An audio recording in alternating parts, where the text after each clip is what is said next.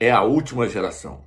Então, nesse vídeo, o intuito aqui é mostrar para os irmãos que nós ainda estamos dentro da profecia de Daniel capítulo 8 e Daniel capítulo 9.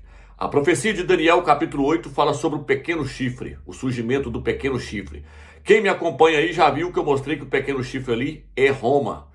E que Roma vai ficar até Yalcha voltar nas nuvens. Roma, o Império Romano será destruído com Yalcha voltando nas nuvens. E ali fala que haveria 2.300 tardes e manhãs. Quem me acompanha já viu que eu mostrei que essas 2.300 tardes e manhãs são, na verdade, anos. Quando é que esses anos começam a ser contados? A partir de quando surgiu o pequeno chifre. Eu mostrei uma live passada aí que tem algumas datas aí que os historiadores mostram. Por exemplo, eu mostrei lá que seria no ano de 269 antes do Mashiach.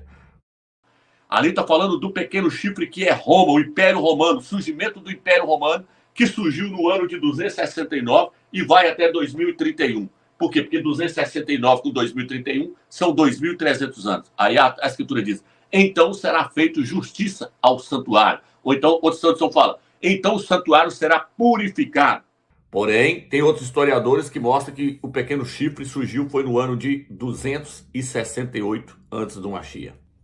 Então, agora que nós vimos aí que nós ainda estamos dentro da profecia do capítulo 8 e do capítulo 9 de Daniel, para quem me acompanha aí sabe do que eu estou falando, que tem que ser obedecido as semanas de Shemitah, os anos jubileus, tudo tem que se encaixar perfeitamente, a data do surgimento do pequeno chifre. Então, resumindo agora, passando para outras questões, o que é que mostra que nós estamos no tempo do fim? A guerra de Gog, que está registrada no capítulo 38 e 39 do livro de Ezequiel. Já mostrei em vários vídeos meus aí que no capítulo 38 fala que o Eterno vai fazer a Rússia dar meia volta. Então nós já estamos vendo a profecia do capítulo 38 e 39 já em andamento. A guerra de Gog ela já está em andamento. Só falta agora a Rússia descer. Mas os primeiros passos já foi dado, que é ela ir para a Ucrânia. Agora está faltando ela dar meia volta, igual eu falei em vários vídeos, porque no capítulo ele fala assim, vou fazer você dar meia volta. Por quê? Porque ela já vai estar na guerra. Ela vai estar na guerra contra a Ucrânia, ela vai dar meia volta e vai descer com esses países árabes para atacar Israel. A Rússia vai dar meia volta e vai descer contra a terra de Israel. Então, a Rússia ainda está em guerra contra a Ucrânia. E Israel agora entrou em guerra contra o Hamas e o Hezbollah. Já entrou em atrito com o Irã. Então, no livro de Ezequiel fala que vai descer a Rússia, Torgama, que é a Turquia, a Pérsia, que é o Irã, e aqueles países árabes ali, vai vir tudo contra Israel. Porém, quem vai estar liderando eles é o príncipe de Roz.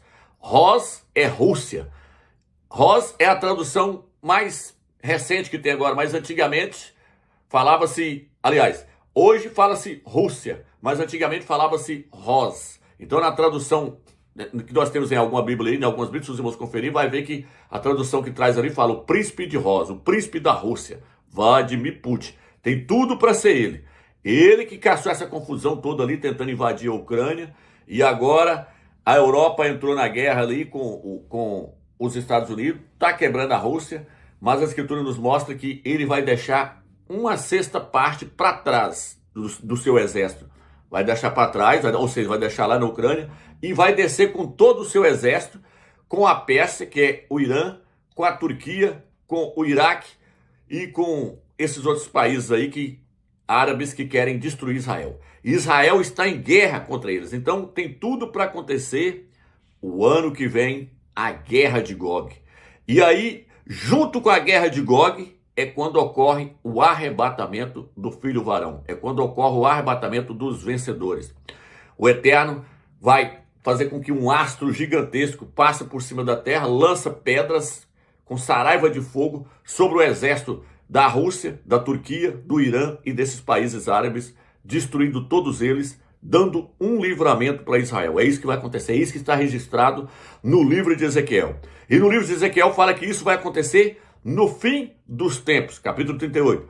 No capítulo 39 diz no fim dos dias. Se não for assim, é o inverso. Porém, nesses dois capítulos está escrito no fim dos tempos, e o outro fala no fim dos dias. No fim dos dias ali já é mostrando que está sendo aberta a última semana de Daniel. Então, irmãos, nós estamos vendo todas as coisas acontecerem diante dos nossos olhos. Tudo aponta para o ano que vem. Então vou colocar na tela aí uma moeda do Império Romano. Alguns historiadores dizem que o Império Romano surgiu mesmo como potência, foi quando essa moeda foi elaborada. Outros falam que não, que a expansão do Império Romano surgiu no ano de 269. Mas eu creio agora que realmente então foi quando a moeda surgiu. Por quê? Porque essa profecia ela ainda tem que se cumprir.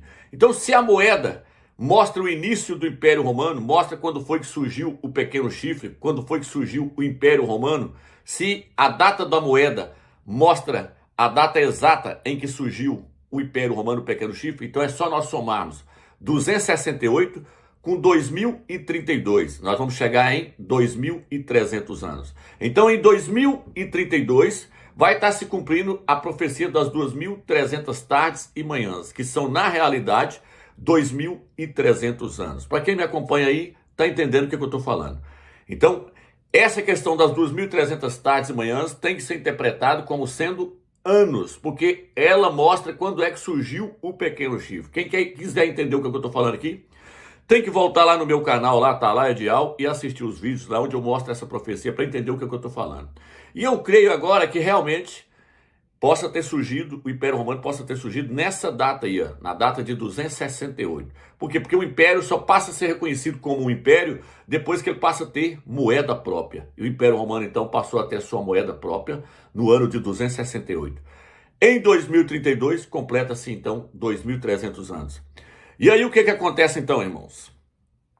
A profecia das 2.300 tardes e a profecia das 70 semanas ainda está em andamento. Elas ainda estão valendo. Nada caiu por terra. Por exemplo, os historiadores falam que a Guerra de Massada ocorreu no ano 73. Outros historiadores falam que foi no ano 72. No ano 72 já não bate mais a interpretação que nós trouxemos aí em outros vídeos. O ano 73 também já passou, não bate mais. Porém, tem historiadores que falam que não, que a Guerra de Massada ela ocorreu no ano 74, depois do Mashiach. Vou colocar o documento aí para os irmãos verem na tela. Então, isso mostra que agora, no ano de 2025, teria início a tribulação, abrindo-se a última semana do capítulo 9 de Daniel. E aí fechando no ano de 2032. Então tudo se encaixa perfeitamente. Nada caiu por terra ainda. Nada caiu por terra. E tudo leva a crer que o ano que vem possa acontecer o arrebatamento e o início da tribulação. Então o intuito desse vídeo aqui é mostrar para os irmãos que nada caiu por terra. Eu mostrei nos vídeos aí que Yahushua tem que voltar em um jubileu. A profecia do Eterno, as profecias de Yahu, elas não param no tempo. Por isso que as Escrituras, ela é um livro vivo. Ela não para no tempo. Os 120 jubileus lá eram 120 anos para aquela época. Mas hoje nós pegamos ele e entendemos que aquilo não representa somente 120 anos para aquela época. Representa também 120 jubileus. Partindo lá de Adão até Yahushua voltar nas nuvens. E Yahu deu um tempo, 120 jubileus, 6.000 anos, para ele resgatar o homem para ele novamente. E Yahushua descer nas nuvens e estabelecer o milênio. O milênio é estabelecido quando? Depois que passa os 6.000 anos, quando entra o 7º milênio. A outra questão que eu já mostrei em vários vídeos aí que mostra que nós estamos no tempo do fim, é que as duas bestas do Apocalipse já estão sobre a terra. A besta que sobe do mar e a besta que sobe da terra. A besta que sobe do mar é o anticristo, o anti-Mashiach. E tudo leva a crer que ele é Emmanuel Macron. E a besta que sobe da terra é o falso profeta. Tudo mostra que é o Papa Francisco. Tudo indica que é o Papa Francisco. Então essas duas bestas já estão em cima da terra. Ali eu mostrei que no livro do Apocalipse, o primeiro cavaleiro, o cavaleiro branco, fala que ele tem um arco na mão. E quando você olha aí o arco na mão, é o signo de Sagitário. O signo de Sagitário, ele está dentro do dia 21 de dezembro. Vou colocar o documento na tela para vocês verem. O que isso tem a ver? Tem tudo a ver, porque Emmanuel Macron é do signo de Sagitário. É um cavaleiro segurando um arco na mão. Olha aí o documento na tela para vocês verem. E Emmanuel Macron nasceu no dia 21 de dezembro. Então ele cumpre perfeitamente a profecia. Ele então seria o cavaleiro branco do Apocalipse. É ele que vai trazer a falsa paz. Entendeu, irmãos? Por isso que fala o cavalo branco com um arco na mão. Ele saiu vencendo para vencer. É o anticristo, o antimachia. E se os irmãos observar, eu já mostrei em outros vídeos aí que o dia de Yule é o dia das trevas. Yule é um bode, é o dia das trevas. Esse dia, ele é o dia 21 de dezembro. Dia 21 de dezembro é o nascimento da criança da promessa. Olha os documentos, eu vou colocar os documentos na tela para vocês verem mais uma vez. Emmanuel Macron nasceu no dia 21 de dezembro. Então, ele tem tudo para cumprir essa profecia. E hoje não tem mais tempo para surgir uma pessoa com todas essas características que tem o Emmanuel Macron. Seu nome Emmanuel significa Deus conosco, Deus entre os homens. Então já é uma blasfêmia. O nosso Salvador nunca se chamou Emmanuel, seu nome é Yahshua. Quem vem com o nome de Emmanuel é a besta que sobe do mar.